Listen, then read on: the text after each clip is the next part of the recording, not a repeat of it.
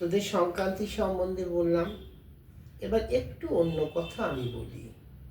সেটা হচ্ছে চারিদিকে শুধু হিন্দু সনাতনী ধর্ম, হিন্দু সনাতনী ধর্ম, হিন্দু সনাতনী ধর্মের কথা উঠছে। আচ্ছা, একটা জিনিস আমাকে বল, সমস্ত পৃথিবীতে যতগুলো ধর্ম আছে সেগুলো শুরুর একটা সময় আছে, যে অমুক সময় থেকে অমুক ধর্ম শুরু হয়েছে। মনে কর যীশু খ্রিস্টের জন্ম থেকে খ্রিস্ট ধর্ম শুরু হয়েছে, জৈন ধর্ম একটা সময় থেকে শুরু হয়েছে। কিন্তু হিন্দু সনাতনী ধর্মের কেউ বলতে পারবে অমুক দিন থেকে সেই ধর্মটা শুরু হয়েছে?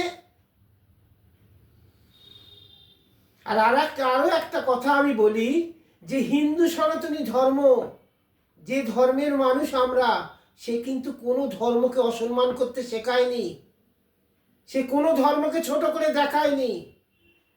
আর আজকে তোদের একটা কথা বলে রাখছি আমি তোদের বাবা হয়ে, যে যতই হিন্দু সংখ্যা কমুক না কেন আর যাই হোক না কেন, পৃথিবীতে কোনোদিনও কারুর হিন্দু সনাতনী ধর্মকে বিনাশ করবার ক্ষমতা নেই।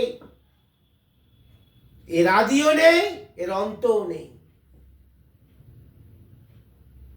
সব সময় মনে রাখবি, ধর্মের পথে চলে, কোনো মানুষের ক্ষমতা নেই তার বিনাশ করে। তোদের মতন আমিও খবর পাচ্ছি অনেক কিছু চারিদিকে ঘটছে, কিন্তু ওইসব মূর্খের দল জানে না, তারা পারবে না।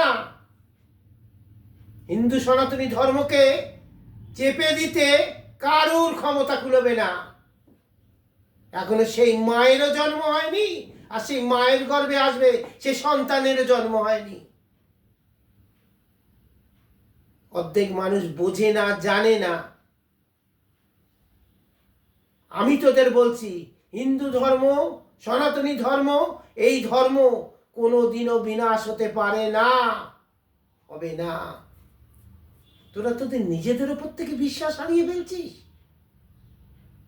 আমার মায়ের উপর থেকে বিশ্বাস হারিয়ে ফেলছিস, নিজেদের উপর বিশ্বাসটা হারিয়ে ফেলছিস। তোরা কেন চেঁচামেচি করছিস? কেন লাফালাফি করছিস?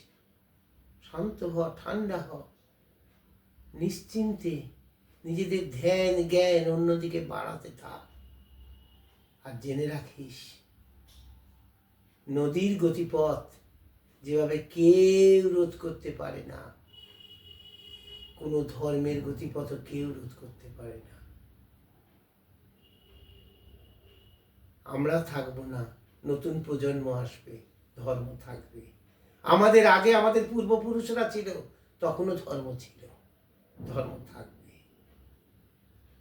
অনেক কিছু হয়েছে, অনেক অত্যাচার হয়েছে হিন্দু ধর্মের উপরে, তবু পারেনি হিন্দু ধর্মকে শেষ করে দিতে, কেউ পারবেও না।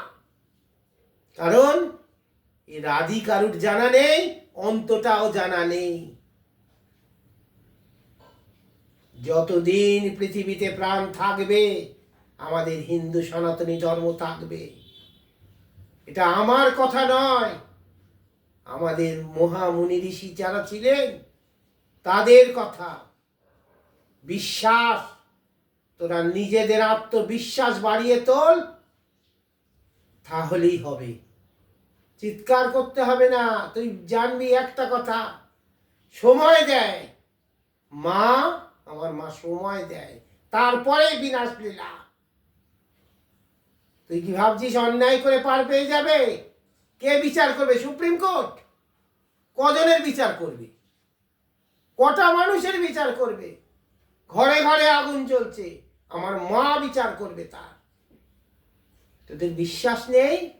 তোরা তো প্রত্যেকে মায়ের সন্তান, তাহলে মায়ের ওপর বিশ্বাস রেখে তোরা এগিয়ে চল।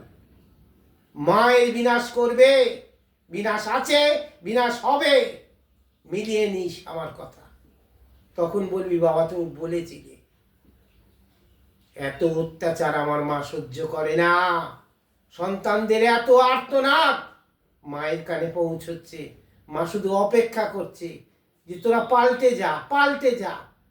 পাল্টাবি না যখন, তখনই মায়ের খাঁড়ার আঘাতে তোদের যেতে হবে। এটা সব সময় মনে রাখবি। তোরা ভালো থাকবি আর নিজেদের আত্মচেতনাকে বাড়া, নিজেদের আত্মচেতনা বাড়িয়ে তোল। সনাতনী ধর্ম শেষ হয়ে গেল, লঘু সম্প্রদায় হয়ে গেল, এই হলো, ওসব নিয়ে ভাববি না। আমি বলছি সব থাকবে, যা ছিল সেরকমই থাকবে। বিনাশ আছে, তাই নতুনের শুরু, কিন্তু সনাতনী ধর্মের বিনাশ নয়। মানুষের মনুষ্যত্বের বিনাশ, মানুষের নোংরামির বিনাশ। এই ধ্বংস হবে, আবার নতুন করে সেই পথ আসবে যে পথে সবাই এসেছিল। যারা এসেছেন, আবার নতুন পথপ্রদর্শক আসবে, আবার নতুন করে জগৎ তৈরি হবে। সেই জন্য বলি, শান্ত চিত্তে দিনান্তে একবার হলেও মাকে স্মরণ কর তোরা। যে সময় পাবি, যদি সারাদিনেও না সময় পাস, রাত্রিতে যখন খাওয়া দাওয়া সেরে বিছনায় ঘুমোবি, তখন 2 মিনিট অন্তত মাকে স্মরণ করিস, তাতেই মা খুশি। আমার দয়াময়ী মা, কৃপাময়ী মা, পাগলিনী মা আমার, তোদের ওইটুকুটাতেই খুশি। ভালো থাকিস, আবার তোদের সঙ্গে কথা বলবো পরে। হ্যাঁ।